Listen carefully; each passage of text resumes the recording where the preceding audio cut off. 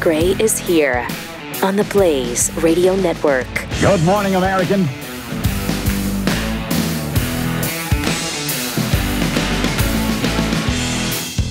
It's Friday. And welcome to it.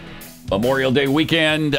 We got something special for you today. I mean, this is a show that we did, I guess it's been over a year ago. It's hard to believe because people talked about that show so much. In fact, they still talk about it. They still talk about that show with MH370. Time is speeding up if it's been a year or more. How long have I said that? That is something I have actually said. Time is speeding forever, up. But time has sped up. I wonder if Ashton can investigate that. Maybe. We've got Ashton Forbes on again because there's been some new developments, I understand.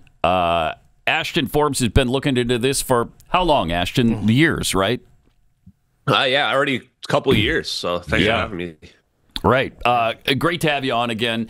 Now, just to remind people where this all started, you were the one who kind of stumbled on the fact that, you believe that flight MH370 was actually transported somewhere other than where everybody thinks it is, which is in the ocean, right?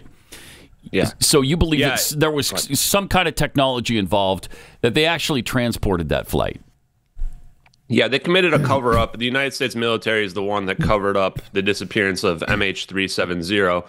And over the last 2 years, since the MH370 videos reemerged on social media, which appear to show the United States recording the disappearance of MH370 on two perfectly in sync videos, I have investigated the missing plane. I've investigated the technology on display in the videos and come to the conclusion that the videos are actually what happened in the plane and that the science that we see in the videos is real and that we really, have this advanced technology, which I believe is teleportation technology or warp drive technology, if you want to call it that.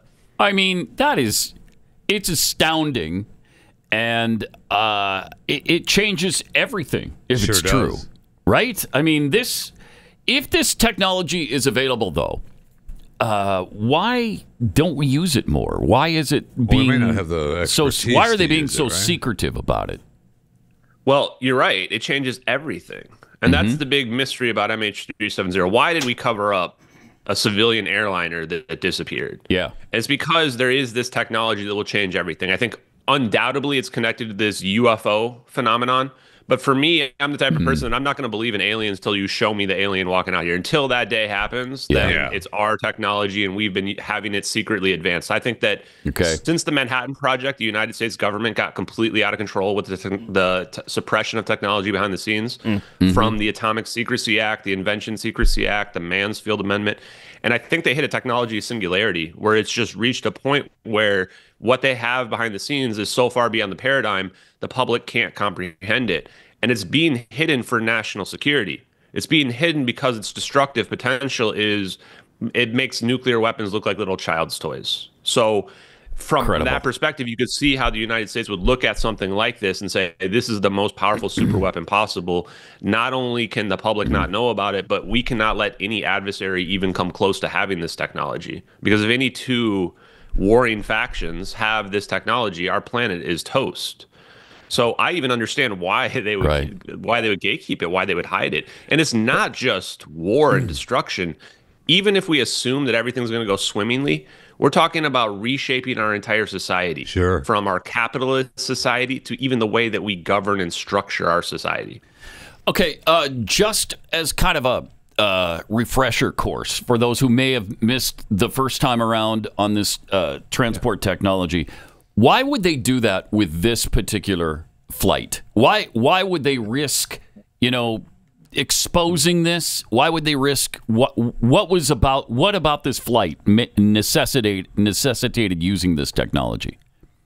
Yeah, and I don't know if it's about a necessity, more so sending a message to your adversaries. And I cannot say that I know exactly why they do what they do or exactly where the plane showed up. I can only work off the evidence that I have. So you're free to make your own, draw your own conclusions. My opinion is they did this as a message, and the motive, that part I'm pretty clear, has to be related to the 20 free-scale semiconductor engineers on board this plane. It was way too many people. They stick out on board the plane relative to everybody else. They're sitting next to each other. They've got a weird cover story about going to China to upgrade the plants there. There are 20 engineers that work for the American company, Freescale Semiconductors, but they're flying to China, and 8 of them are Chinese nationals. So you could very easily see a scenario in which China might have leverage over these people. And that company was connected to U.S. aerospace and defense, and they were working on superconductive microchips for the last 8 years as well, that the NSA, the National Security Agency, had written a report on. So whatever the exact motive is, like, it has to be something around those people. It could be related to patents. I know there's this conspiracy theory out there about these 4 people and this patent related to that company. That is false. Those people were not on the plane. We checked and confirmed. But that does not mean that the overall, them being the motive, is not the answer. Right. And it could even be something more broad, where like it could be related to the financial statements of the company. The company was $7.6 billion in debt, and they were losing $1 billion a year. So they may have been like trying to, make that, all those losses go away, the equity holders.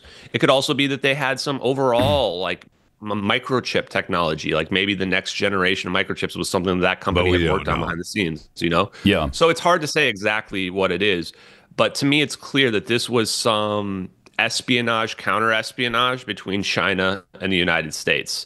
And hence the cover-up and the silence from all sides afterwards is that, China got egg on their face. They don't want to admit that they got made to look stupid. United States pulled off this operation. They got away with it. No one was any the wiser. So no one's going to say anything. So does that mean that the passengers are still alive? Or would the process, do you think, have killed the passengers on the flight? Yeah, I'm definitely not trying to give hope to the family members. I actually think that there was a fire on board this plane is why the plane went dark, and that the whole thing was a play by the United States intelligence agencies, and that the fire was to divert the plane. And the batteries on board the plane that caused the fire, I think they were intentionally set there. They may even be a catalyst in the event. I've been researching that a lot the last couple of weeks, and I can't come to a strict conclusion one way or the other. But if the batteries were on fire, these lithium-ion batteries, 500 pounds of them, 2 stacks in the forward cargo bay, that smoke is extremely deadly. Even if it's building up in the air conditioning system, I can imagine people just going to sleep and never waking up. So if they were, so even if you could, if they were all dead, it wouldn't really matter where they were transported to, right? Yeah, the where it goes to is more of a where are we going to find the plane? Because we haven't found the plane in 11 years. And this is what I want to point out to people that are going, this guy's crazy, none of this is possible. I would say, okay, let's assume for a second that somebody hoaxed the videos. They hoaxed a video of the plane being portaled away. It literally just disappears in the video, in 2 different videos. And how did they know we were never going to find the plane today, in May of 2025? That's 11 years later. More than 11 years later. That's quite the good guess. How many planes in the last 10 years? Actually, in fact, can you name the last plane to disappear without a trace that we never found? Amelia Earhart? No, the guy in Africa, right? The guys from Africa that took the plane. Well, that's a good one, too. That's right? 2003. It's actually MH370. MH370 is the last plane to disappear without it. This doesn't happen commonly. In fact, it can't happen in today's day and age. And one more thing I want to point out is that even if I threw out the videos, just said, you know what, we're going to ignore that, I would still have 100% proof the United States government knows exactly what happened to the plane. We have all the FOIA requests that I've gotten from them, all rejected in the interest of national security, foreign policy. That would never happen if they were not involved. We found the satellite systems that they use, like SIBRs, the satellite tracking and surveillance system, which are high Earth and low Earth orbit systems, geostationary systems that are scanning the planet the entire time. We found the SOSUS system, which was declassified in the 90s, where we could pinpoint every enemy sub anywhere in the ocean. And now we have a system that's even more advanced. There's no planes hitting the ocean. That we're not able to, figure out exactly where they are. Which is also what we thought at the time, right? Yes. Even back in 2014, we thought, how is this possible that we've never found this plane? It's not reasonable. Yeah. And they gaslit us. They gaslit us to be like, we probably just weren't looking there. And you're like, wait, why? Satellites wouldn't just be in real time. Satellites are scanning all the time. Just go back to when the day the plane crashed and look everywhere. Yeah, you know what? It wasn't plugged in at the time. And, man. No, by the way, that's actually the real story of the radars, is that the story of the radars is that Indonesia's was not plugged in at the time, that Australia has this over-the-horizon radar called Jorn, and the official story from the Air Force of Australia was that it was just turned off that night. That's awesome. You're like, so multiple radars are all just turned off. Sorry, guys. So we can't collect anything. So when this satellite imagery releases, and we're looking at this, this is actually 3D. So the original satellite video that we're looking at here was stereoscopic side by side, which is why it looks like rectangular like this. And when you can overlay it over it, and you can watch it in 3 dimensions like you're watching a Marvel movie. Yeah. And I'm just going, once I saw that, are people really think this is fake? Somebody think they faked the 3D video? I haven't seen that for a while. It's stunning to see it again. Yeah. To just watch it disappear. Just poof, and it's gone. Yeah, let's see the other one, too. Amazing. It's ontologically shocking, though, too, for people. And for me now, I'm so desensitized to it that for me, it doesn't faze me. But I still remember watching it the first time just going like, what am I even seeing here? I know, it's crazy. It's just there, and then it's not there anymore. Oh, my gosh. And your mind just goes, like, what? And I still even remember the first time I saw it in 2014, which was well before I was, even looking into any of this stuff. Yeah. And my mind just ignored it. And I remember seeing it again in 2023 going, wait, I remember seeing that. I just kind of ignored that the last time. And then you see the second video and you're like, wait. And then you realize, like, wait, that's the missing plane? Why do you think that this went uninvestigated for a decade, nearly? Well, nobody believed it. Well, it's because I think the technology is too far beyond our paradigm. And even if you look at the UFO community, that's the community that I'm like most, like, let's say, parallel track with. And I look at kind of what has happened in the UFO community, and they're so far off the game. I mean, they're sitting here talking about how many different species of aliens are coming, and we potentially have warp drive and wormhole technology. It's like, how are these people not picking up on that? Right. And I found interviews where there are UFO people saying it. They're going, we have teleportation tech. And everybody just ignores them. Right. I'm going, Really? I think I'm looking at it like right in this video here. So the ultimate theory here is that this was reverse engineered from alien technology, right? That we're not obviously there on our own yet, but this was reverse engineered from aliens. You know what? It is possible we figured it out ourselves. That's what I'll say. It is possible. So you can't rule anything out. Now, in terms of probability, I'm going to say I don't think we just magically got the wormhole technology by ourselves in the last, 50 or 100 years or whatever. But Einstein's general relativity and like Tesla's theories are the basis for all of this. And that goes back to, even before the 1900s. And general relativity is 1915. And warp drive solution, Miguel Alcubierre's warp drive solution is just taking Einstein's equations. And extended electrodynamics, which is the fancy term the physicists will call gravity modification, is basically just taking electric charge and unifying it with Einstein's general relativity equations.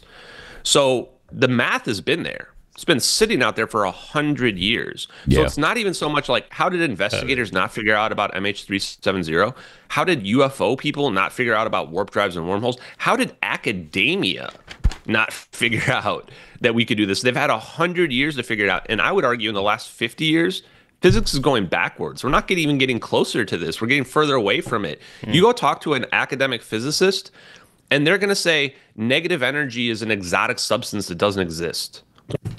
I'm looking at 2 videos that show not only is negative energy 100% real, but like its basis is 0 point energy. And we're using it. And we're using it. Control and it. Yeah. All physics is just going, well, it's not significant, so we're just going to ignore it. Like, what? Come on, guys. Like, wake up. Well, but we do know that, and that's the thing. Like, so we know that we have the capability to make it disappear and move, right? But we never did know where it went, right? We're supposed to. Did we actually find it? Did it end up on this island? And do we know if the people survived it? Do we know the outcome? So we don't know really anything about what happened to this plane. So what I'll say is this is what has happened, is that over the last 11 years, we've been searching in the South Indian Ocean. We've been assuming that where the coordinates in the videos that we were just watching are, the Nicobar Islands. Right. Everybody's been assuming the plane turned south there, in that location we see in the videos, and then just flew for like 5 hours. Nobody saw it. Right. Nothing. And that it just ran out of fuel and crashed somewhere in the ocean. In fact, they think that the guy pulled a Sully Sullenberger off, because otherwise, where's the debris field? Right. Boeing 777 is not a small plane. It's one of the biggest planes in the fleet. Yeah. So this plane would have hit the ocean and been thousands of pieces everywhere. All over the place, yeah. All over. So we just searched again 2 more times in the last 2 months.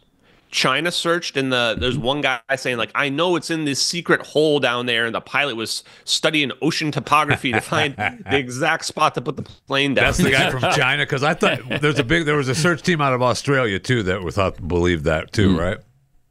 Yeah, and I think the guy was Australian, but yes, China went and searched there, and then the Armada 7808 searched a couple other areas along the 7th Arc recently. They're not calling it a search; they're calling it a survey. It's a search. A survey. They're just calling it that because they were unsuccessful, and they don't want to admit that they were they failed. But they failed again. So now we've done, I don't even know, 4 or 5 searches over the last 11 years and found nothing down there. At some point, you have to wonder, when are you going to say maybe we're searching in the wrong spot? And here's the real kicker.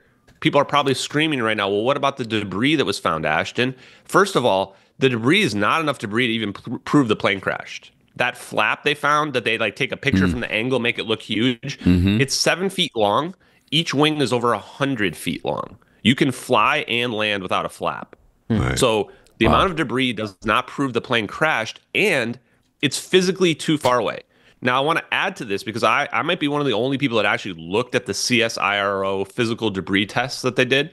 They took some debris. They got a replica flap from America, threw it in the water, and they did this really janky test where they only tested for a few hours. But if you extrapolate out how long each piece of debris or how far it floated in a 24-hour period, the most any debris floated was 2 kilometers. Okay, 2 kilometers per day.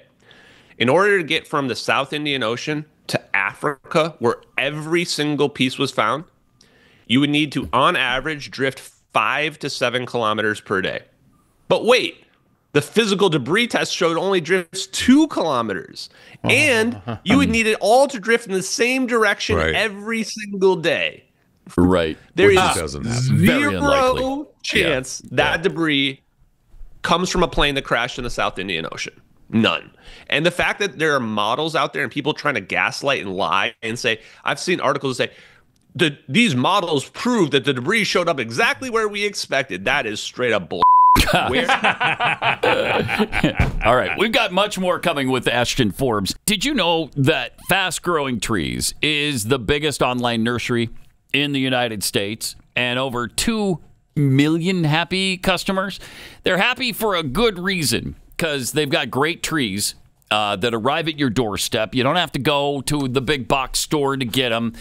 I love the advice, the expert help that you get from the people on when you call, and they help you through the process with what's going to grow really well in your area. Like, I live in Texas, and so they knew just exactly what will work best for Texas and for our environment, where it's burning hot in the summer, and it's burning hot in the fall, and it's burning hot in the spring, and there's 3 days during the winter that are cold. But they understand that, and so they know what's going to grow really well. And so we ordered something for our front yard, and worked out perfectly. They're awesome. They really know what they're doing. And this spring, they have the best deals for your yard. Up to half off on select plants and other deals. And because you're listening and watching this show, you'll get 15% off your first purchase when you use the promo code PAT at checkout. That's an additional 15% off at fastgrowingtrees.com. Use the promo code PAT at checkout. All right. One of our most popular shows of all time was when we talked to Ashton Forbes the first time about flight MH370. It's fascinating. It is the theory is that it didn't crash into the ocean. It was teleported by the U.S. government to a different location. Now, the passengers were probably all dead because of the fire on board, but the plane was probably intact and is now, who knows, Diego Garcia, is that where? That's exactly what I wanted to ask Ashton about. Has there been any movement on the theory that Diego Garcia and the CIA base that's purportedly there is involved in MH370 in any way in your endless research of this, man? There hasn't really been much movement. People were demanding that they search Diego Garcia, which of course never happened back then. So it's been so long now. Unfortunately, there's probably nothing we can find there. Now, the evidence that links to Diego Garcia, though, is what people were saying that the plane went there. It's the only location where, in my opinion, a plane could land, a commercial airliner could land unnoticed. There was a picture that was posted on 4chan that was supposedly of the American passenger Philip Wood, saying that he was held prisoner by military and that he had been drugged and didn't know where he was. So if he was prisoner and he was alive, then he would have been prisoner by the U.S. military. The base there, actually, there were some people that washed ashore. Some refugees washed ashore a few years back, and they had never been allowed to leave up until maybe last year. I didn't check the follow-up late last year. Oh, wow. So there's actually a precedent where people have been kept prisoner there for years just for washing ashore and not allowed to leave. It actually became a humanitarian crisis. And then there was also, in around 2020, somebody started noticing that there was pictures of people from the Diego Garcia Facebook page that actually looked similar to some of the crew members. So if you are somebody that's a romantic and you want to think that people survived, then maybe they're living their days out on Diego Garcia, Probably not the worst place in the world. Oh, my goodness. Wow. Oh, my goodness, man. That's incredible. That's creepy. Not for the passengers, but for the technology, I can't tell you how much I want this to be true. I want us to have this technology because it is such a game changer. It changes everything. And plus, if it's true, I mean, if they are living their best life on Diego Garcia now, snapping selfies, just being told they can't leave, then that means that the technology we have, we know how to use, and that people survived the use of it. Yes, which is awesome. Very. Yeah, the wormhole tech, you could survive that, actually. Is that turns out a bunch of papers, all written after 2020, well after the videos emerged, show that wormholes were humanly traversable, which was one of those most surprising things for me. As somebody who enjoyed science but didn't really know much about physics a couple years ago, I went, wait, what? Humanly traversable wormholes? Apparently it's more of just going through a doorway. In fact, I think those videos are going to lead to several Nobel Prizes, one of which I think is going to show that wormholes and black holes are the same thing. We actually, if you actually go research it, physics actually does not understand black holes very well. We have this idea that they're this huge amount of mass that spaghettifies everything. But there's people out there that think that black holes aren't really physical things at all. And it's just a manifestation of space-time itself. We just saw one that's growing, though, now. They said it's growing. It's actually just eating everything in its path. Could be. It could be. But it also, again, it comes to a matter of interpretation. So the thing about the videos that's so important is that look at how fast that wormhole opens and closes, if that is presumably a wormhole or a black hole. It happens within 0.1 seconds. The way to think about that is you're making a rip in space-time. You're opening up this doorway, and it's collapsing on itself that quickly because space-time is trying to equalize. Right. So you've seen, we're creating this, a powerful energetic event causes that space-time to tear out of equilibrium, and then it's trying to close immediately. Almost like a trampoline, like jumping on a trampoline and then watching it go back up again. And what that would mean, what that video would imply, because that black hole we're seeing is as big as an airplane, that turns out a black hole is going to equalize or evaporate very quickly, which speaks to Hawking radiation, the idea that things can escape from a black hole. So maybe that's a different type of one, like a wormhole is a different type of one, but definitely there's a Nobel Prize to be won there for whoever does that connection and figures that stuff out. And there'll be another Nobel Prize for negative energy. Yeah, there it is. Yeah. Yeah, no, I was going to bring that up. Yeah, go ahead. Yeah. So there's several different things that prove the videos are real. and they've been already happening in the last year much quicker than I expected. The physics one I did not expect is that everybody's been wondering, why is the flash in the satellite video, this like flash of light? Why do we see that? But in the drone video, it's all black. And I had correctly kind of deduced that this is an endothermic event. It's an absorption of energy instead of a release of energy. Jeffy and I were just talking about that yesterday. Talking the about endothermic event. Sick of talking about it. Yeah. So instead of this explosion, it's just like almost like an implosion, but not quite. You know, it's this absorption of energy. It turns out one of the only things that can cause that is a phase transition. And if you research, and it's what we're actually looking at there is a ultraviolet release of photons. So it's light, but it's ultraviolet light. Ultraviolet light shows up black in the thermal, and it's non-thermal. It's no heat is coming out of it. So it's a non-radiative light that's being emitted. If you look up what can cause that, what scientific theories can even explain that, there's only like 5 options that AI will give you back, and they're all basically the same thing: 0-point energy. There must be energy levels below what we think of as the baseline, below the equilibrium. And that was the part that blew my mind, because I expected there to be a bunch of different explanations.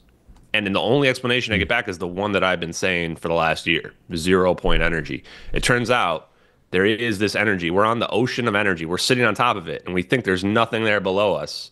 But there's this huge amount of energy. It's not warm. It's not heat. It's vibrational energy. And this is the big secret. This is the big mystery that the U.S. government doesn't want people to know about, because that's an energy source that is potentially unlimited. Right. For anyone who has access to it. And it feels and imagine like yeah, go ahead. So who could have thought, like, the hoaxer now has to know we're never going to find this airplane. And now they've got to know about ultraviolet releases of light from negative endothermic events, like in 2014, where I don't know anybody in the world. Like, the only people in the world that would have known about this are probably a few people that worked with the government as physicists. There's not like a huge list of events where there's these phase transitions that this type of stuff can happen. It's like wormhole and black hole when you look it up for endothermic events in nature. So to me, the physics part of it is probably some of the most compelling evidence, because what we're seeing there is physically accurate, but only to this niche, kind of relatively unknown from the mainstream perspective, idea about wormholes and warp drives. Wow. And negative energy. Yeah. And negative energy, too, is going to be a bit of a misnomer. Negative energy is not an exotic substance. It's just normal energy. Negative energy just has to do with either going up or down in terms of our energy state. Usually when we shoot a laser at something, we're like increasing its energy state. What we're doing here is something opposite. And it's currently believed in quantum mechanics that there are no energy states below n equals 1, which is the baseline. So what this means is we're about to find out that quantum mechanics is either wrong or misinterpreted, or there's a whole nother layer where we can actually go below n equals 1. There's another guy named Randall Mills who has a company called Brilliant Light Power.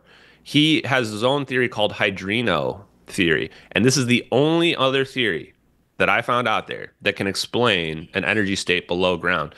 He says that quantum mechanics is incorrect and that there are fractional states that are possible: n equals 1/2, n equals 1/3, n equals 1/4.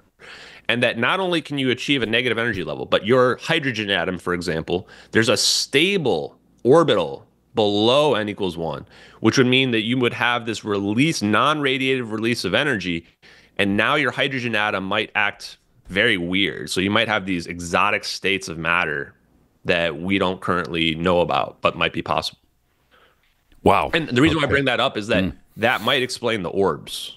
Is that, imagine these orbs are some, exotic state of plasma below n equals 1 or something like that. And the orbs I want to mention as well, because we just saw it there. I have a clip that I want to share here for you guys, if you don't mind, because I have a clip that shows that I'm pretty sure these orbs are actually, let me pull this up here. Yeah, go ahead and get that ready, and we'll do it after the break. We've got much more with Ashton Forbes and the mystery of MH370 on the way. I mean, this is This is fascinating. It sure is. We'll talk to Ashton about some of the applications of this. I mean, there's got to be amazing applications. Yes. You would think space flight would be possible, into the far reaches of...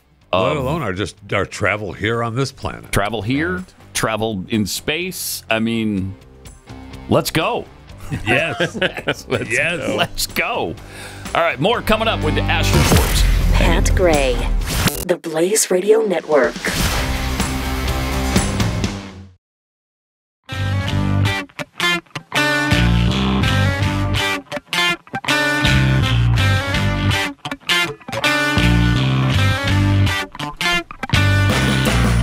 Welcome back. We're talking with Ashton Forbes.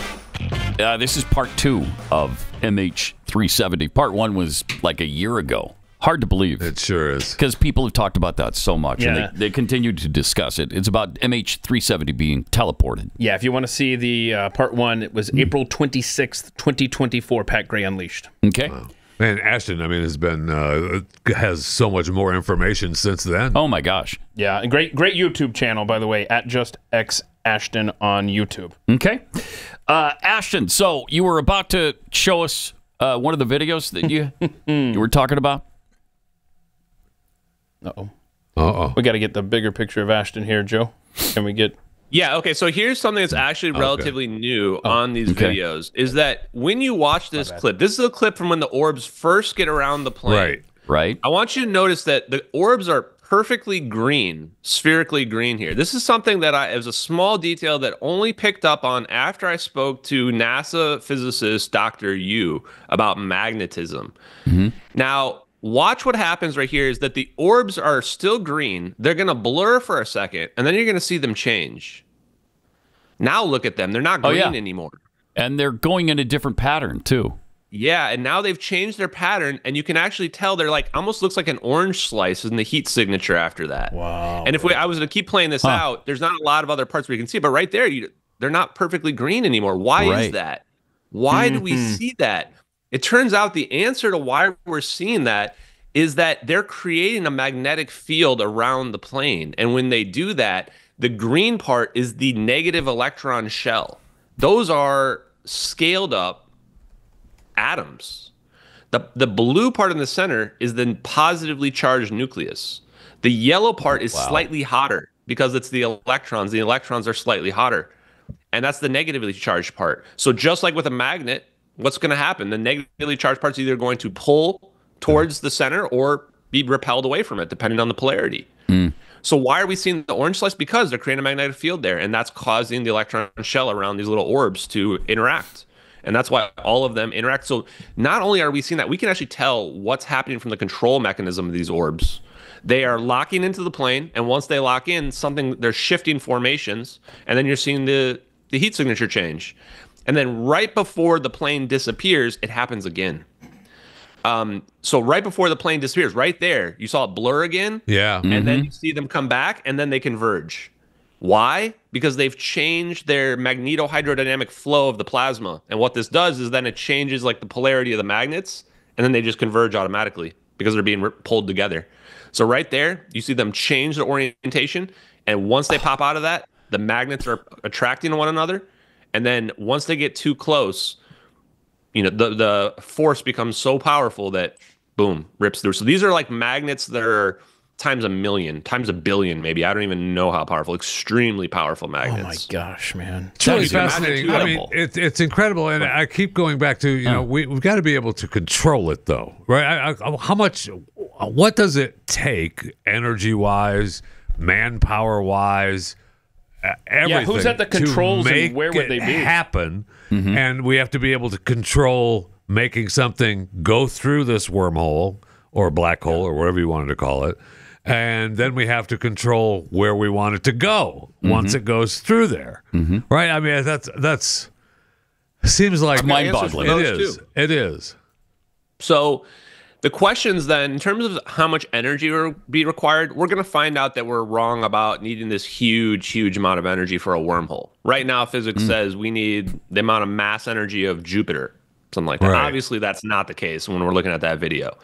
That's going to be a low energy phase transition. And with negative energy, that vastly reduces the requirements, your energy requirements. So negative energy is basically like cheating in physics because you start to subtract from normal mass when you do the equations. So who's got the Xbox controller though that's controlling this? Well, so that was the next part is what's controlling those orbs. That is not people controlling that with an Xbox controller. That is an AI or a quantum computer vectoring. Because keep in mind, you have to vector in 3 dimensions in space and match the speed of a moving airplane and keep in touch with it as well. That's not people doing that. No, I think the AI is managing that, which would imply, like I said before, that the U.S. military government has AI that potentially is far more advanced than what we have publicly, it may have hit a singularity, which of course we all believe. Where the technology just took off. And I spoke to U.S. Navy engineer Salvatore Pais recently, a few months ago. He pretty much admitted this to me. I asked him about AI use, and he said we're not allowed to use commercial AI when he's working with the Navy or what have you on official business. And I said, well, does that mean you have like your own or what? And pretty much they have their own. How many years ahead of the commercially available AI would you assume the U.S. government is? Decades. Yeah. I think I started researching the physics, trying to figure out like when did they figure this out? And because I figure if it's real, you can probably piece together the timeline. And I think you pieced together a pretty strong timeline that shows they figured these plasma orbs out in like the 90s, and they probably started building them and seeing what they can do in the 2000s. And then by 2010, somebody had figured out, putting them in a triangle formation and jamming them together. And now you create this singularity. I don't think that was the first time they tested it out on that plane. I think they were trying to figure out how to make it better. Yep. And so, like, I think they knew it was going to teleport. And I think the way that they figure out where it goes is like my name. There's a 4th orb somewhere. And I even think they're spinning around the plane intentionally. Like, they're almost winding it up. Like, they're winding it up, spinning the magnetic fields around. And then the magnetic fields are just either going to break or something like that. Like, almost like when you're looking at the sun and you watch these giant magnetic fields in the sun and they snap and they twist. It would be kind of like that. And then basically a slingshot thing happens. And how is this possible? Because there's an extra dimension where all this energy is stored that connects all points in space and time. So when you create this black hole, what you're really doing is you're going to that, you're kind of connecting to that extra dimension, that nothingness that connects everything. And it's a shortcut. Like if you're playing Mario Brothers and you go in the pipe and now you come out in a different spot. Right. So the only thing we have to understand is that space is not empty. One last thing I want to say is that Catherine Fitz was talking to Tucker Carlson last week, and she name-dropped brilliant light power, which I thought was crazy because that was one of the only people I found out there that has been arguing for negative energy being possible. And how are they doing it? What's their production? Right. They are producing cold, non-equilibrium plasmas that release ultraviolet light. And they're collecting the ultraviolet light. Are they based here in the United States? Yeah, they are. And the guy's been discredited for like 30 years or something like that. And supposedly they're going IPO next year. So they're one for you guys to watch out there, because if I'm right about this, and I'm very confident that I am, then this whole fusion fiasco over the last 70 years has been a huge scam. They've had fusion figured out since like the 80s, probably, maybe even before that. And they've been slowly dripping out energy technology, very little, as we can see. Yeah. And what's about to happen is they're going to give us a gimped version of fusion that technically works, but doesn't work as well as it could. Right. And they're going to pretend like it's this huge breakthrough. That's exactly what they're doing, apparently, with AI as well, right? Yeah. And many other technologies that they're far beyond where we know they are. Appreciate it. Hang on. We'll get a lot more from Ashton coming up here in a minute. Let me take a minute and tell you about Kexi Cookies right now.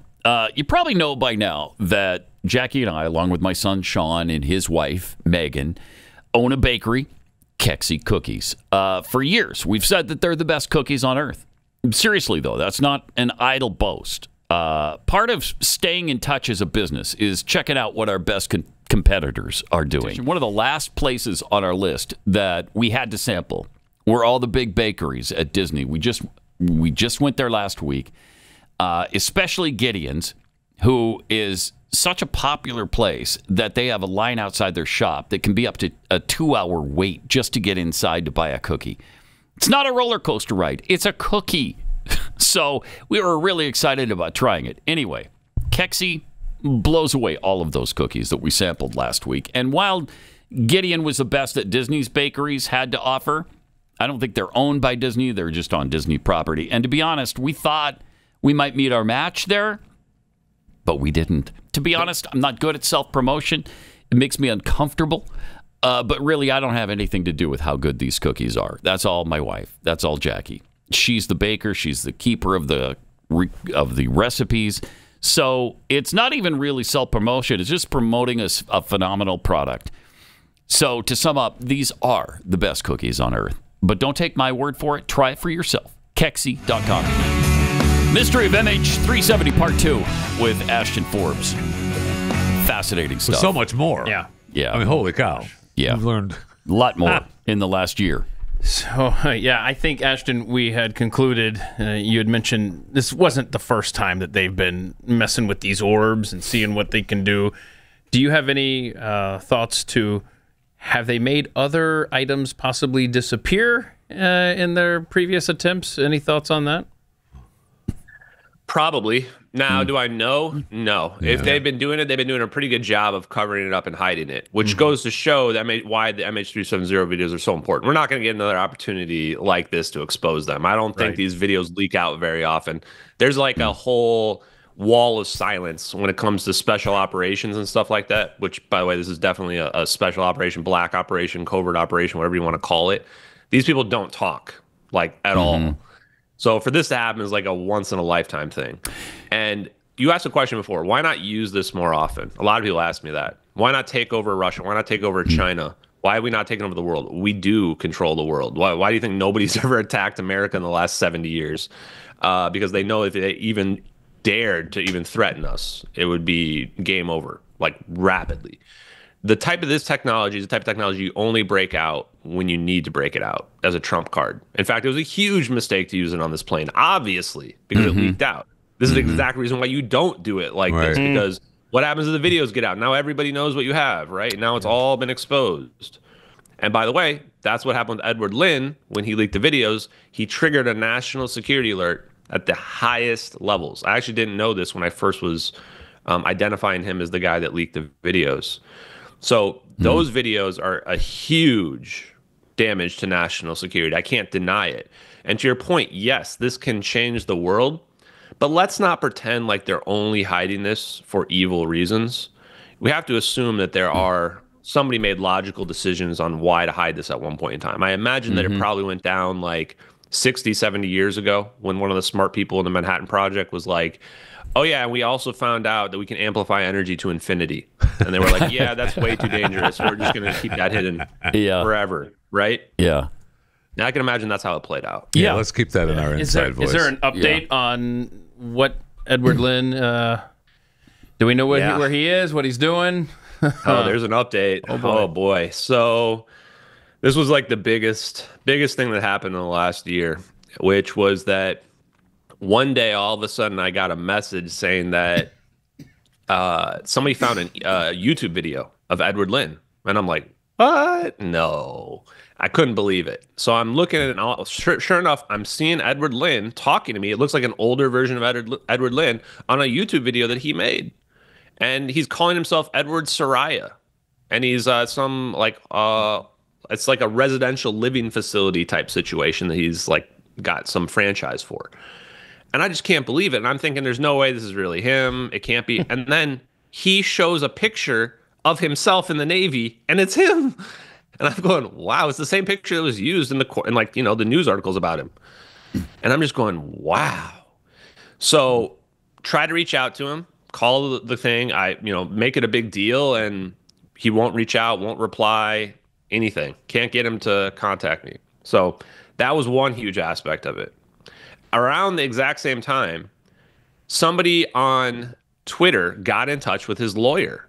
I had tried to get in touch with his lawyer, couldn't get in touch with him. Larry D. Youngner. I didn't believe this guy either. This person DMs me, says, I got in touch with the lawyer, blah, blah, blah. I'm like, nah, blah. And then they sent me a recording of the voicemail. And it's Larry Youngner calling this person back saying like, hey, I missed your call. Let's set up that time to call. And this is like a Saturday, by the way. And the call was from Friday. And the person's like, I just got off the phone with Larry Youngner, just talked to him. And they tell me, and this is right as I'm listening to Larry Youngner's voice with his phone number in it, and I confirm it's really him. And he says, I asked him about satellite video, and Larry Youngner, Edward Lynn's lawyer, says the feds brought satellite video into the case. I know exactly what you're talking about. Oh. Wow. Oh. I can't even express in words how huge that is because nobody even thought we had satellite video until I started saying we have it because we're looking at it. And for Edward Lynn to be tied to satellite video in 2014, 10 years before anyone ever knew we had it, when I'm saying that this is what he leaked. So I, of course, called the lawyer up. Give me a confirmation that you said this. Won't pick up my phone calls. Won't return my phone calls. Nothing. So just to put in context here, I've been saying Edward Lynn's name in connection to leaking these videos for almost 2 years now. He's legally changed his name right after I started outing him, and his lawyer won't return phone calls to me. When, in theory, you would think if I'm wrong, a 5-minute phone call would clear up all this confusion, right? Yep. Or they would sue me because theoretically I'm defaming or libeling him, right? But no. That hasn't happened. And last bit, if that was not enough, I found his sister as well. It was so hard to find her. But Jenny Lynn Naylor, she got married. That's why I couldn't find her. Guess what she's doing? She's a lawyer for Homeland Security. Specializing in countering weapons of mass destruction. Wow. She even has an article out there. Can't make this up. A scientific paper that she wrote about the next generation of weapons and how it's going to change the paradigm. I'm just interesting. Huh. Interesting. And so wild. I find out who is she? Well, who's her husband? When did she get married? She's married to a guy named Sean Naylor, who's a mainstream media journalist and national security advisor or consultant, which is basically just what spooks call themselves, national security consultants. Right. And he's a big spook that's been connected to the CIA. And he was on the Danny Jones podcast like 6 months ago talking about how the president has to give, a justification or whatever for extrajudicial killings for the CIA. And I'm just sitting here going, Danny Jones was the guy that like ambushed me on some bull fake interview like, a year and a half ago. And he's interviewing the brother-in-law of the guy I've identified as the leaker of the videos. Right. What are the odds? Like, this is just, it gets so weird. So the reason why I bring that last part up is that it gives so much context to what's going on. Why is he not talking? Because he took a plea deal. Because this whole family are spooks. Right. Why did he not get killed for leaking this? Because he's basically a dude with a silver spoon in his mouth. We've been basically grooming him for upper management, and then he, made a huge mistake. Wow. Incredible. Much more with Ashton coming up on the mystery of the MH370. Pat Gray Unleashed on the Blaze Radio Network.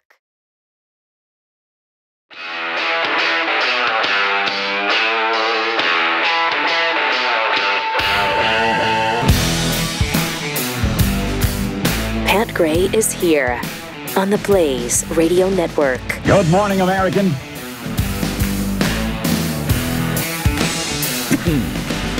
It's Friday. Welcome to it. Great to have you. It is Memorial Day weekend, and we've got a special show for you today. We are talking again about the mystery of Flight MH370, the Malaysian flight that disappeared. Nobody's ever found it. We were told it crashed into the ocean and scattered to, I guess, Africa is where they found some of the remnants. Yeah, they found some kind of piece of debris. Yeah, but not enough. Not enough to be a crashed flight the size of this airliner. It's a big ocean, though, Pat. It's a big ocean. It is. And, we've got such limited technology in this day and age. Then how do you find something like that? Big water, ocean water. Thank you. Right, exactly. It's surrounded by big water, ocean water. We've had groups surveying the ocean out there. Yeah. Actually, Ashton just posted the other day a clip of Dianne Feinstein from that era 10 years ago. Oh. And I thought this was fascinating, her answer. Ashton, I think this is a good place to play this. I want to get your comments on this because this is shocking. Wait, because I wanted to ask you about these satellite pictures, because there's a lot of question when you see them. They're kind of fuzzy. You can't really tell. Here's one now. You look down, you can see stuff in the ocean. I want to compare it to something else, which is a satellite picture of the Bin Laden compound in Pakistan. That, you can see trucks, you can see housing. Now, I'm told a lot of this has to do with the angle of the satellite, that you get blurry the more out of angle the satellite is. But there are a lot of people who don't believe that the U.S. and others with sophisticated technology can't actually see better than the pictures we're seeing. Well, I think it depends on the satellite and the resolution that's provided by the satellite and how sophisticated the satellite is. We just don't have sophisticated I'm not going to go into what we have or what we don't have, but I think what I just said suffices. Can we assume that the U.S. does know more or can see more than we're seeing as relates to this plane? Not necessarily. Necessarily. I would answer that way. What? Because I'm a liar? I don't know whether more sophisticated satollite could be turned on to this area. I just don't know. That was later.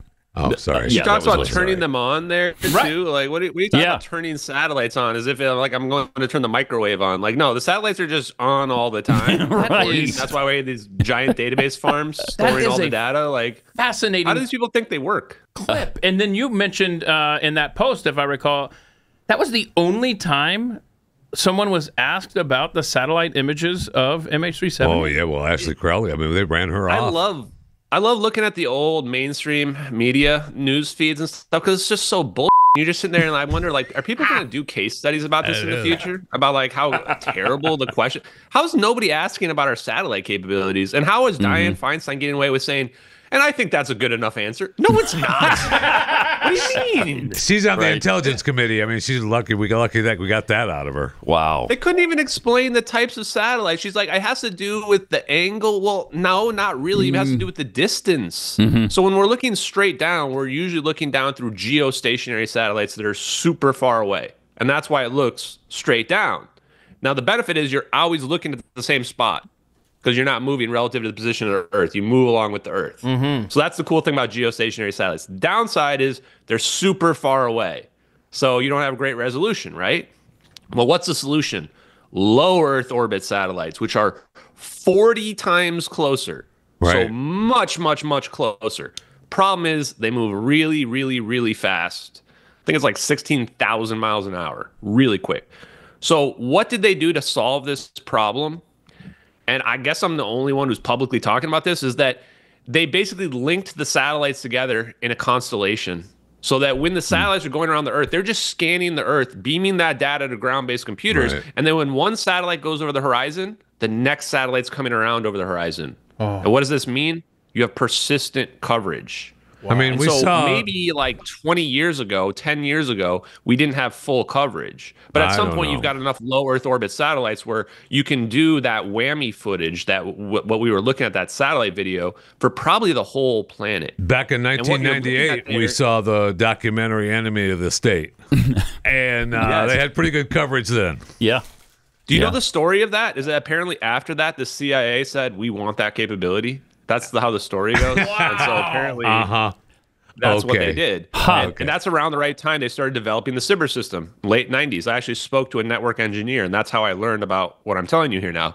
And this whammy footage, what it is actually just like a bunch of small pictures where they use this advanced software to put it together. And then it becomes like DVR and real-time playback. So someone just logs in to a system, a software system, a remote system. Right. So I can go on my computer, I log in, I'm on this system, I say, pull up Nicobar Islands, March 8th, 2014. Boom. Boom. Now I'm looking at this wide view. And now I can press somewhere, and then boom, now a window pops up. And there can be 100 windows simultaneously popped up. 100 or more at this point. I would like access so you can to have that. These little tracking windows, and we're looking at one of those tracking windows. And so what somebody did is they pulled that window up and they started screen recording the window. and they started moving the window around, and they're either using the right click on the mouse or the middle mouse button to like move the screen like this. You can even tell it's a human moving it. Right. You watch that. And then at the end, after the zap happens, they like move the screen to the right, and then you see this mouse cursor come on the screen and go to the top right of the screen. They're closing the window. That's why it's black after that. The screen actually records for another minute, and it's just black. And everybody wondered, why is there this minute of blackness? Is there a secret message in there? They were showing us that this is the screen recording of a window, because that's the only way it would be black and still recording, is that the window's gone, but it's actually still recording after the fact. So this is actually, you see that mouse cursor there, and the mouse cursor interacts with the background, like it changes color when you go over the clouds or if it goes over the blue water. It changes color. So it's actually interacting, even though the mouse is a different frame rate than the background, which means that that is something overlaid on top of another system. Right. So we're actually looking at the real system. And the reason why the background's 6 frames per second, that's exactly consistent with whammy capabilities, which is wide area motion imagery. The reason why it's between 2 and 10 frames per second, because it's a huge field of view that it's pulling data from all the time. So it can't do faster a frame rate than that, at least not in 2014. So we found the exact system, and it's called Argus IR, is actually the exact system we expect is filming that, because what I said about the photons, it's ultraviolet, which means it's not going to show up in optical, which means that can't be an optical camera that's recording. And it turns out, when I looked up Argus as this whammy footage capability, DARPA has a version that is not publicly available called Argus IR, Argus Infrared. That was written in 2010, tested in 2012. The satellite that we found that is right above the right location was sent into outer space in 2011, which would be perfect to have one of these Argus capabilities on it to be able to record the video. And we actually, this is where I want to bring up real quick. We were trying to figure out what satellite could have recorded that, because it's called satellite video. So we actually checked every single satellite in outer space. What you're looking at right here is a real flyover from the real time on March 7th, 2014, UTC time, of the satellite pair USA 229. This is a naval ocean surveillance satellite pair. The purpose of this satellite pair is tracking airplanes and boats. It's a low Earth orbit satellite pair. This was launched in 2011, and as you see, it has a sister satellite right next to it.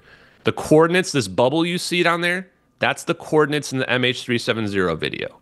This satellite pair is absolutely in the exact right location. The time we think the plane is disappearing is around 1840 UTC. At the top of your screen here, you can see it says 1841 UTC right here. This thing is in the exact right location and its exact right capabilities, and it was launched in outer space late enough to potentially have the Argus IR platform built into it, which is classified. We can't know for sure, but that's pretty damning if you ask me. Incredible. Wow. It's incredible. It all fits, doesn't it? By the way, we checked all the other satellites, and none other match like this does. Not even close. In fact, the story of this is crazy, because this guy named Martin is a amateur astronomer, and he does the satellite stuff. So he knew the website that has all the old trajectories. He put them all into this model like this. And we were looking at them, and back in the day, we thought the plane was in the South Indian Ocean, because I believed the mainstream media narratives. So we were desperately trying to figure out a scenario where somehow the coordinates are in the South Indian Ocean, which satellites were down there. Nothing was matching. We had USA 229, but it was there at the complete wrong time, and nothing made sense. And then we realized we were trying too hard. There's no secret minus sign in front of the coordinates. The coordinates were just the Nicobar Islands. The plane's just going straight from its last radar plot. That's it. And once we realized that, I said, wind forward USA 229. We winded it forward. Boom. Saw what I just showed you right there. I almost cried just seeing it, because I just went, oh my God, we got them. That's it. We've got the person that leaked the videos. We found the satellite that was there. We found the asset that was recording. We found the physics that matches. I don't know what more people want. You know, you mentioned earlier that you've talked to a lot of really smart people about this over the last couple of years. What are some of the other things that you've learned from these smart people? Like, for instance, you mentioned you spoke to a scientist at NASA. Do any of them acknowledge the fact that this is possible? Yeah, actually, a lot of them acknowledge it. I think that mostly it's a matter of them understanding whether or not we have the engineering capability to pull it off. Wormholes are admitted to be a mathematical solution to Einstein's general relativity.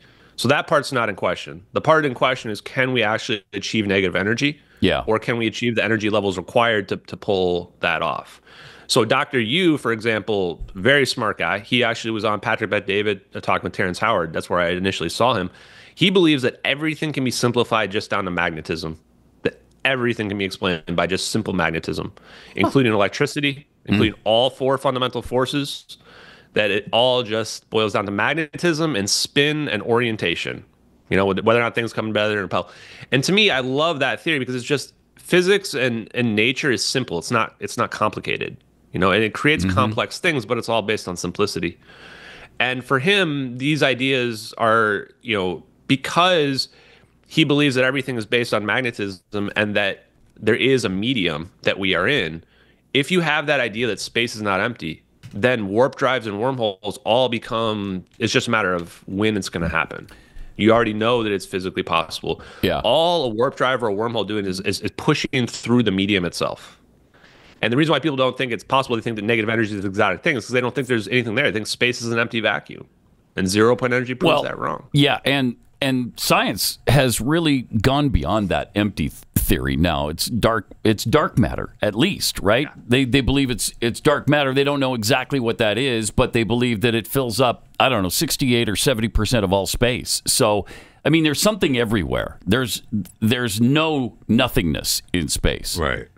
Yeah, we call it the virtual photons now. That's what they started to call it. But this is really us just avoiding going back to the ether. You know, Tesla's ether, Maxwell's ether hypothesis is that space is not empty, that light is a wave.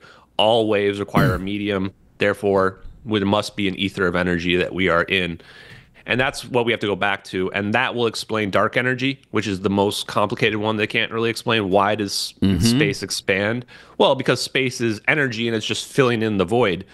And then with respect to dark matter, why do galaxies spin faster than we would expect? Well, it's just magnetism. At the center of your galaxy, you have these supermassive black holes. You have this this dense of mass, and you're going to have this powerful magnetic field that's going to get created at these galactic scales, and that can account for the additional spin. It's not currently accepted right now, but I think that's what will happen.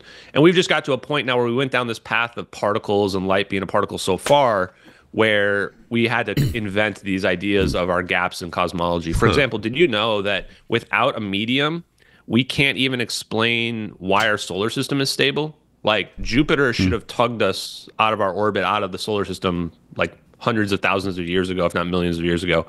Because every time we go near it, it should slowly be pulling us a little bit away from the Earth. Right. And this is the three-body problem, that any three-body system actually will not stay stable if you don't have a medium. But once you add a medium, boom, all the problems are solved. Kind of wild, huh? That's cool. And you ask yourself, why is this not all solved before? You know, and I talk to people like Avi Loeb, he was one of my heroes, still is one of my heroes, actually. And he believes that it's not possible for this science to have been kept hidden. He thinks that if it was, it would have leaked out. Which is crazy, because I just told him it does leak out. Yeah. People are leaking it out. That's why you're talking about it, because it leaked out accidentally, right? Try as they may to cover this up, to hide it, to blame it on something else, it leaked out. And all they can do is just downplay it. Right. All they can do. It's leaked out in other forms too before, I think. You know, I think stuff like Bob Lazar's story is real. I don't know that every aspect and detail is correct. But I don't think he's making up a whole story out of cloth there. So it does leak out. We've just never had a time where it leaked out in such an undeniable way. Where, like, there's a missing airplane. We don't have just one video. We got two videos. They're not optical. They're like military infrared and thermal. I've never even seen a fake thermal video. Right. We've got coordinates in there of the real location. We got, we found the leaker and stuff like this. It's like, you never had a situation where you've had so much dead to rights evidence. It's not a matter of trusting someone's story or anything like that. Yeah. And then the question is, okay, well, then people say, the goalposts always shift. And then they'll go, okay, well, video doesn't matter or whatever. It's not good enough, or you have to show me. And this is kind of the ultimate problem with it, is like, what really is proof even at this point? I'd argue I've already given more proof and no one will even address it other than you guys, but mainstream media, and government. Yeah, they won't. All right, more with Ashton coming up here in a minute. Let me take a moment to tell you about where we are right now, because let's be honest, conservatives are winning. We know that, right? The movement is gaining ground. People are waking up. The narrative of the left is cracking, and the momentum is finally shifting. And make sure we don't lose the ground we've gained. Go to blazetv.com/Pat. Follow Pat on X @PatUnleashed. Pat Gray Unleashed returns after this.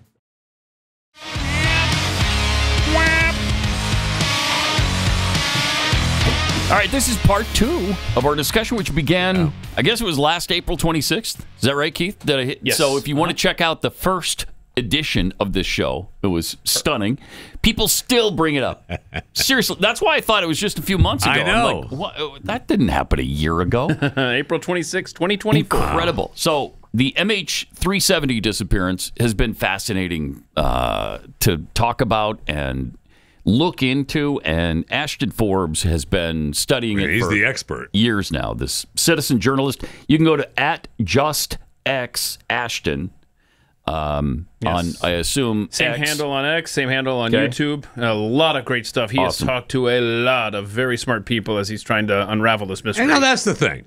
Ashton, I appreciate you coming on, for round 2.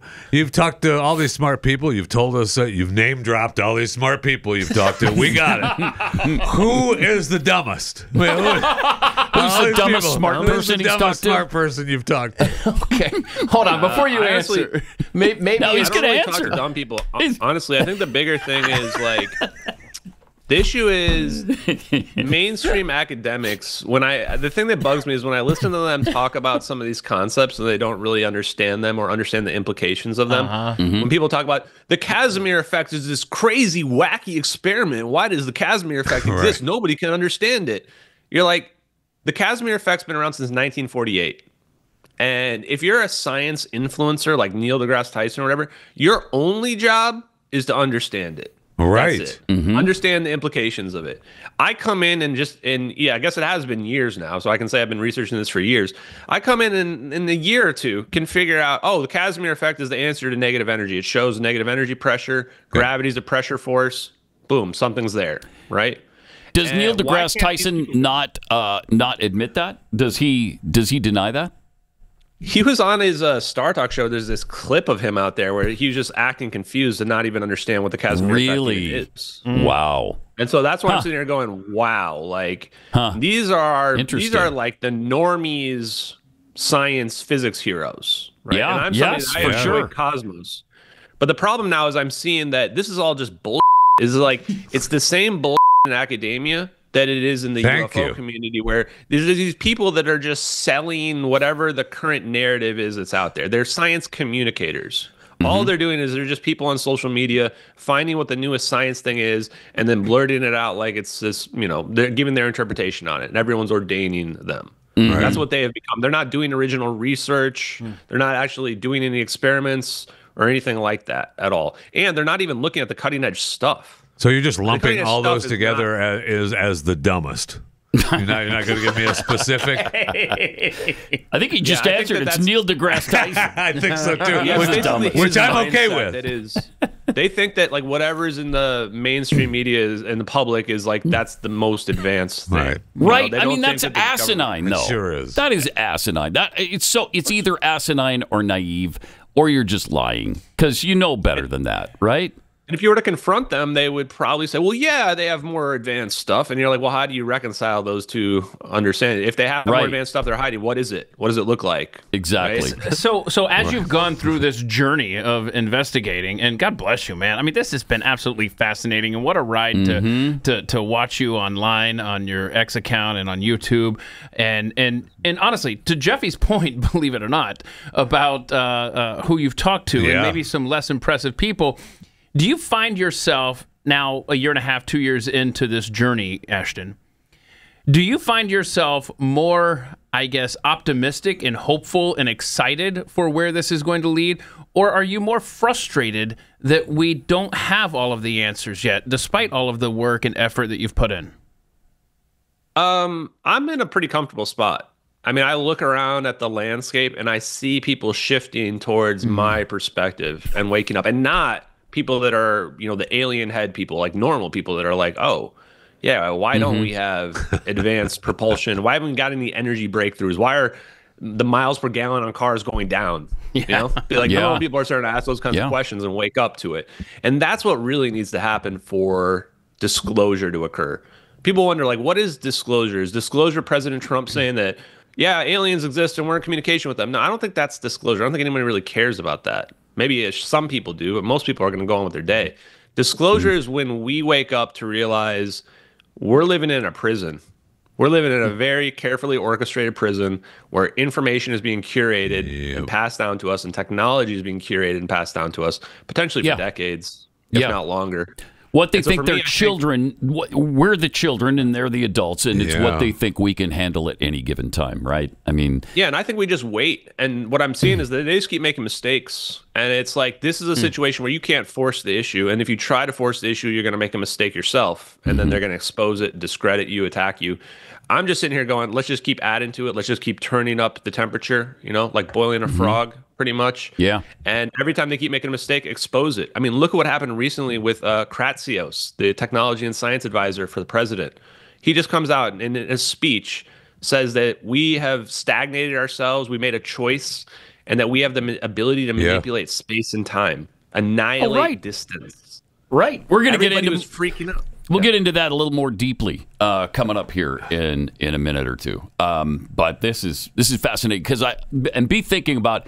I also want to hear about anything else that we haven't covered that you've learned over the last year or so since we talked to you last, and where you think this technology will go eventually. I mean, will there come a time when they admit that yes, it exists, and here's the applications for it, and we're going to start using it? So we'll get into that coming up here in just a couple of minutes. More with Ashton Forbes about flight MH370 and, of course, the technology involved in transporting that flight. It's coming up.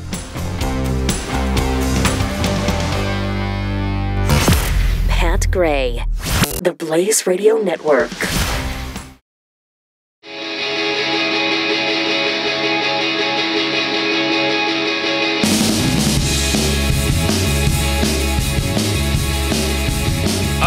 Great to have you with us. Thanks for being here. We also have Ashton Forbes. We're going to get back to Ashton in a second.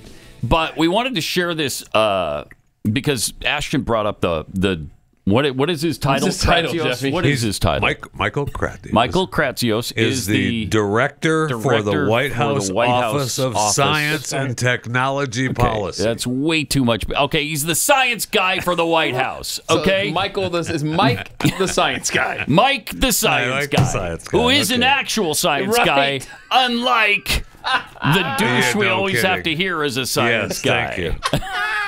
All right, but anyway, and I think we mentioned this at the time, right? On air as well as off. This guy just made an amazing admission. Sure did. Potentially. Listen to this. Our passenger planes are slower than they used to be. Our trains crawl compared to those in other parts of the world. Our cars do not fly. Advances have not stopped, but something has gone wrong. Yeah. Huh. What? Stagnation was a choice. We have weighed down our builders and innovators. The well-intentioned regulatory regime of the 1970s became an ever-tightening ratchet, first hampering America's ability to become a net energy exporter and then making it harder and harder to build. We seem to have lost focus and vision, to have lowered our sights and let systems and structures and bureaucracies muddle us along. But we are capable of so much more. Our technologies permit us to manipulate time and space. Wait, what? Really distance annihilate. I'm sorry, what? Cause things to grow and improve productivity. Okay. Wow. Okay, that's quite an admission. Has anybody ever said that our technology allows us to manipulate time and space before? I don't think so. So that's interesting. Did you find that interesting as well, Ashton? Did you listen to that when he said it a couple weeks ago? Yeah, I mean, things went crazy for me after that. I'll bet they did. Everybody wanted to talk to me. Yeah. All of a sudden, the guy that's talking about portals and gravity manipulation isn't so crazy anymore. And I'm guessing you got a ton of crap for coming out with this theory in the first place, right? Were you berated online? This was vindication, I bet. You had to expect it, though. Yeah. I mean, you're pushing something this is something that even the UFO people were adamantly against, which was kind of weird. Really, that is weird. How are the aliens getting here? Don't you think they might? Thank you. Don't you think they might need something a little better than SpaceX rockets? I don't know. Yeah. But, when Kratzios says that, I mean, the context is even crazier because I thought maybe it must be taken out of context, but then you realize like stagnation was a choice. Mm-hmm. I mean, this is exactly what I'm saying. Mm-hmm. And he references the 1970s. That's when the regulation Mansfield Amendment started happened. to squeeze everything. What is that Mansfield Amendment? So Mansfield Amendment is when we basically decided the military needs to stop spending money on things we decided were not combat related, not military related. So this meant that there was a lot of stuff that was inappropriate that got axed, but it also meant stuff like gravity research, which is kind of like, what does that qualify as? Right. You know, that got pushed to the private contractors. So when gravity research gets pushed to the private contractors, extended electrodynamics, then now they have control of all of that technology. So anything that would have been UFO related would have been potentially shifted over under that. And they don't it already necessarily would have been have all the classified money. under, the Atomic Secrecy Act or what have you. But part of the problem now is that if somebody was given like a UFO, let's say we gave Lockheed Martin a flying saucer that let's say we dug it up or Roswell, whatever. Now, if that were to come out, all of Lockheed Martin's competitors would be able to sue them and potentially the government because we basically gave them an unfair advantage by saying, here's this super advanced technology. So realize the defense contractors have like no incentive to come out with this stuff. So what Kratzios is saying is like, we made this choice in the 70s where we push all this stuff to the defense contractors, and now we're in a situation where we can't get it out anymore. The government doesn't even have it. It's the defense contractors, technically. They're shielded from FOIAs, and they would be sued to oblivion at a minimum. Some of them might go to prison for if it's, criminally illegal. And if they've been doing stuff with this technology, then it gets even worse. So just think of it in the legal aspects. So that's why they want to do this amnesty with this like Schumer-Rounds amendment and stuff like that. They're trying to give these people amnesty so that they won't go to prison, so they have an incentive to tell the truth. And my response to that is screw that. No amnesty. Like, you've been hiding this for 80 years and the dam's about to break and now you want us to forgive you? Right. So that no way. We're about to figure it out anyway. Like, if we have to wait another 5 or 10 years, that's fine. But there's going to be consequences. So if that means Lockheed Martin goes bankrupt, then they go bankrupt. They get sued out of existence. Well, you probably should have known that when you were accepting UFO technology. You knew that it wasn't legal at the time. Right. I love the fact that UFO believers, alien believers, are berating you for believing this technology. I mean, they talk about lizard people are in the government, and they can't get their head around this. This is too out there. Or they'll say, they'll go, don't talk to Ashton because that'll discredit you or something. It's like, wait, but you're the people that believe the aliens are psionically controlling your mind or whatever, right? Like, just to be clear. Yeah. That me talking about physics and quantum mechanics is going to, discredit you? Incredible. Okay. So what are have you thought about this, what the applications for this kind of technology could be over the years? And okay, so you already know that we're hiding this for big reasons, right? Yeah. So teleportation, you would think that's huge. It turns out that's pretty low on the list. The lowest on the list is cloaking and invisibility. So we can do cloaking and invisibility with this. We can make Star Trek replicators. It turns out once you see a ball of plasma that's just floating freely like that, they've cracked fusion. And with fusion, you also, especially cold fusion, you get transmutation of elements. So we're looking at a future in which we can make a Star Trek unlimited replicator. Energy as well. Of course, unlimited energy is another one on the list. So end of scarcity entirely. And free energy and any element we want, which means the sun isn't even needed for a resource anymore. And we don't need to mine stuff on asteroids. There's more. The end of aging entirely. With negative energy, reverse entropy, you can potentially end in cancer. Anything like a metastasized growth, you can reverse it. Right. You can reverse its time process, and then you can potentially reverse your aging process. So, how would society survive with nobody aging at all? Wow. So those are just a few of the examples. But that's mind-boggling that it goes into things that you wouldn't necessarily expect, like the health industry. Like curing cancer? Geez. Stopping aging? I mean, those are outrageously promising developments that could happen. But then what do you do? Pharmaceutical companies don't want to hear that. Right. Well, and what do you do if nobody dies? Now you're starting to see the big implications, right? Yeah. We're going to have to decide which ones don't die. No, I mean, that makes Mars that much more important. Yeah. Right. So you see, this is much bigger than, are we alone in the universe? And this is much bigger than, they're just greedy.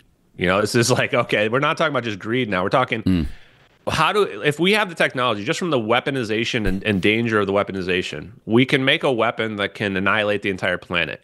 Which, by the way, we're not afraid of an asteroid hitting us. We can just send some orbs and zap the asteroid away. You can scale up these orbs to any size. So the problem becomes we're going to get to a future in which anybody on the planet can just, with a push of a button, wipe out the whole planet.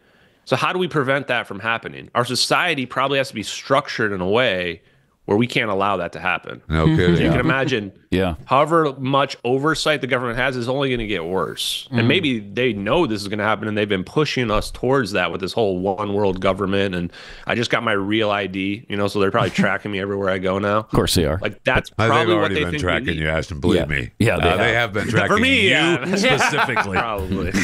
Yeah. So basically my point though is that, and I think it was Peter Thiel that said this on Joe Rogan, and it haunted me because I know that guy's a CIA spook, so he probably knows what's going on behind the scenes. And he said, what if we have to become like a totalitarian collectivist society, and that's the only way any alien species could harness this technology and survive. Otherwise, you're going to wipe yourselves out. And then the other option would be we become these perfect angels, but that's never going to happen. Humanity is just not that way. Yeah. And if that's the case, it's pretty scary to me because you think, oh boy. So to your point, we have all these positive aspects, but what choice would you make? Would you choose all of those positive things that I explained, or freedom, not having somebody tracking everything you do all the time? Yeah. If that was the choice, which one would you choose? I think most people would probably choose the freedom aspect. Boy, I don't know. I don't know. I've lost faith in humanity, especially after the COVID era. All right. Well, we're gonna finish this up. I talk to Ashton every day. This is incredible stuff. We'll get to more of it coming up in 1 minute. I'm excited to tell you about a great new movie that opens today. It's called The Last Rodeo. It's a story about grit, redemption, and just good old-fashioned family values. And you really don't want to miss this. It's from Angel Studios. This is a studio that brought you The King of Kings, Homestead, and The Sound of Freedom. And this is called The Last Rodeo. Both Chris and I have seen this. Both of us really loved it. Tearjerker. Yeah, it is. If you're a girl dad, like I said this week, if you're a girl dad, you want to watch this with your daughter. And I challenge you that if you have a girl dad and you have issues with your girl, with your daughter, see this movie and see how you feel afterwards. And the main star of this movie is Neil McDonough, and I really like him. And you got a chance to I did, and it airs today on the overtime for today. You'll be able to hear his take on the movie. And nice. You'll be able to see all the cast members that I got to interview. So you get to see them all handle how Chris Cruz tries to ask questions. Okay. So I apologize for all the sentences that makes no sense. Well, English isn't your first language, so we understand so I'm that. doing great. But go see the movie. It starts today. Definitely.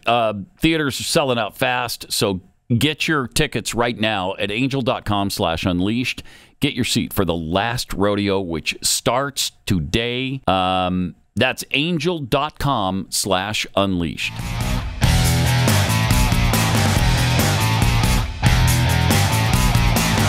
Yeah. All right.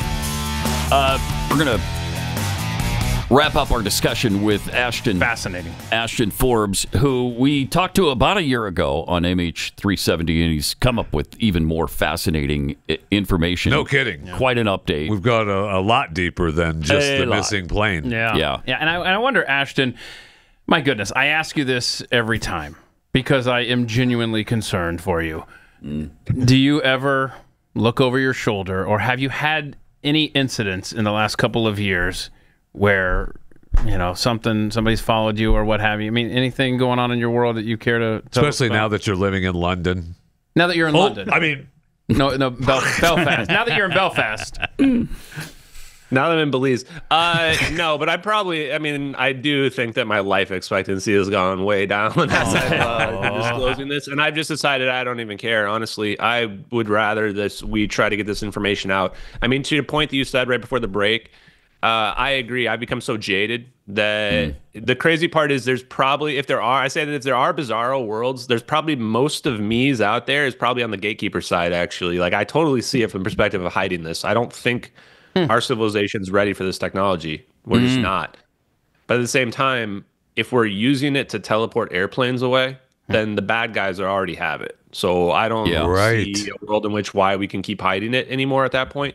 And they've lost the high ground to say that, we have to keep this hidden because we're the good guys that are keeping it protected, Yeah, you're teleporting civilian airliners away. So I don't really care from that perspective of what happens. And I hope that if something did happen, then it would probably just Streisand affect this. And it's never been about my credibility. That's the benefit of this, is that I've made everything publicly available in real time, intentionally. It's more of a movement. So if something were to happen to me, I imagine there would be like 5 other people who would, pick up the mantle and start reporting and doing what I was doing. So that's the benefit of the case. And what I've learned from this, I think the big thing that people need to know is the names of some of these Black Project engineers and physicists. I wanted to pull them into the limelight. People like Hal Puthoff, who just went on Joe Rogan now, so now everybody knows who he is. Eric W. Davis, his right-hand man. Like, these are the guys that are working with the government. They know about whatever the answer, the UFO alien thing is, they know the answer. They're the ones helping the government figure out the technology. They know we've got it. Right. These guys are the world's leading experts on zero-point energy and wormholes and warp drives. And they're also the government's number 1 and 2 top physicists on Black projects. I don't think that's a coincidence. Right? And so we've moved so far past. We've moved so far past the the MH370 disappearance. I mean, we're into so much future stuff that isn't the future. I mean, it's here. The future's here now. But if you go back to MH370, now we believe, and you believe that it ended up on the island, right, of Diego Garcia, right? I mean, we believe that that's where. Yeah, I'm open to any story that fits the evidence. I mean, the plane did not crash in the South Indian Ocean. The debris is too far away. Why do we not have a video of you, landing on Diego Garcia and doing an investigative? Do you see what happened to the last people who went to Diego Garcia? You're never going to see me again if I do that. I think the better question is, why have I not ambushed Edward Lynn? Right? He either leaked the videos or he didn't. There you go. If he didn't leak the videos, it's extremely damaging to everything that I've been saying on podcasts. Right. And if he did leak the videos, then it's game over, right? He leaked them, then they're real, and that's all there is to it. Right. And the answer to that is partially that I don't know that I want to hurry this along. Like I said before, I'm not even really on the side of, part of me wants to disclose this, but I'm like, I look at the situation Edward Lynn's in, and I've kind of, ruined his life. Like, he would have gone away and no one would have known about this, and he would have been living his life normally right now. And I think he leaked the videos unintentionally. I don't think he was intentionally leaking them. If he was, he would have reached out to me for exposure, or he would have gone to CNN, and he didn't. Right. So I think he's ashamed of what he did, and he doesn't want to talk. So I could ambush him, but most likely if I did something like that, he's just going to avoid me and not talk. Right. So I'm trying to think about what my next move is and not make a mistake and make sure that whatever it is going to be impactful. And I don't expect to win against the government that has this level of extreme technology that can teleport airliners away. But I want to just make a mark. I want to push. I don't think we were going to get the answer to this technology on what we did to this plane for another 100 years. If I can even push that another 25 years forward, easily, right? I don't know that I believe that. If you can push that 20, I'm thinking long term, like. But I mean, we haven't even settled the JFK controversy yet. Exactly. So, this will be swept under the rug for a really long time. That's kind of a good point. Yeah. Maybe, but here's the thing. We can start asking questions. I mean, what have we learned here? We've got nobody's asked any questions about the satellite capabilities back in 2014. We just heard Michael Kratzios say that we can bend space or manipulate space and time. Nobody asked him for a follow-up. Where are the follow-up questions, bro? Right. Like, hello, were you being literal? Because those speeches are like pre-prepared. Somebody saw that speech and was like, we're going to leave that in. God. Right? So it's amazing. It's a great point. And they could just say that was just a figure of speech. But nobody even asks about it. That's it's a little frightening that we've got journalism that doesn't do any journalism anymore. So and Trump said recently too that we have weapons that nobody understands. You remember that? That was right before that too. Says we have weapons nobody understands, and that we're so far ahead of everybody else. And then does my favorite move where he just says, "So they're not going to do that." Just shrugs them off like, "Wow, that's not a bluff. That's like somebody in a position of power saying like they have no chance against us whatsoever." And they know it. And amazing. I'm followed by General Flynn. General Flynn even made a post or replied to my post saying he loves my reporting. He's being considered right now for National Security Advisor. Like, just put the pieces together right now on what's going on. Like, these guys know. People like General Flynn are like true-on military professionals. He's never going to let it slip that he knows about something like this. You know, like never going to break the NDA. These guys are legit, true military people. But this does mean that like people like Trump and the administration, they know about this technology and they're being advised on it. And when Trump says like stuff like that, it's because he knows what kind of weapons we have. We know that if someone were to see it, they're not going to even understand how it's possible. So I think that from a disclosure perspective, why are they saying this stuff? I think it is somewhat intentional. I think that this is their way of pushing that forward. Because Trump can't come out and say, we got free energy technology and fusion technology and fusion bombs and teleportation weapons. He can't say any of that.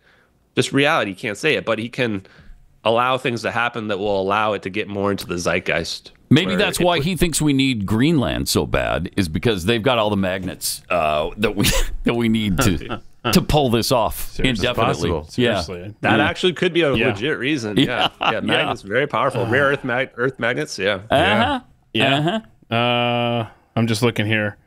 Let's see. And first of all, we're taking Greenland. I don't know. That's already been decided. Greenland is ours. I don't know why. It's not even a discussion. What are we going to call it? I think it's whatever the hell we want. New Greenland. Good stuff. So did you find whatever it was? Yeah, I was just looking here to see. There is some deal with magnets in Greenland. Well, yes. The rare earth mineral is huge. They've got a huge supply, rich in resources. I mean, I don't think last thoughts on it is magnetism clearly has a connection to the UFO phenomenon. I think when people see these flying saucers, I don't know how people weren't connecting magnetism to it, because it looks like something's just like surfing, floating through the air like this, and it looks just like what magnets look like. Or in some cases where it's just stuck there, it looks like flux pinning, where magnetic fields get captured and stuck. You can see magnetic levitation all over the place. Looks just like the stuff we're seeing in the UFO phenomenon. And quantum tunneling is probably connected to what we're seeing with the wormhole right here. Actually, perfect clip to pull this up right now. Quantum tunneling is when electrons can pass through a solid barrier. And they just go, well, it's just like a quantum effect. It just goes through. How does it actually do that, though? The answer is that everything is a wave and there's a medium. So what's happening is there's a potential in the medium that's passing through the barrier. It's not the electron actually going through the barrier. You're getting a ripple in the medium, and then that causes a disturbance on the other side. And so the wave on the other side of the medium is reduced, just like what you would expect away, but it doesn't get completely stopped. And the thinner your barrier is, the more the wave function gets through the other side. And they've actually been working on quantum entanglement or quantum tunneling to be able to produce perfect quantum tunneling, so that all you don't of lose it any of goes it through every time. Right. And that would be analogous to what we see with the wormhole. In fact, I think it's the same thing. They just scaled it up. Okay, so the orbs. All right, the orbs.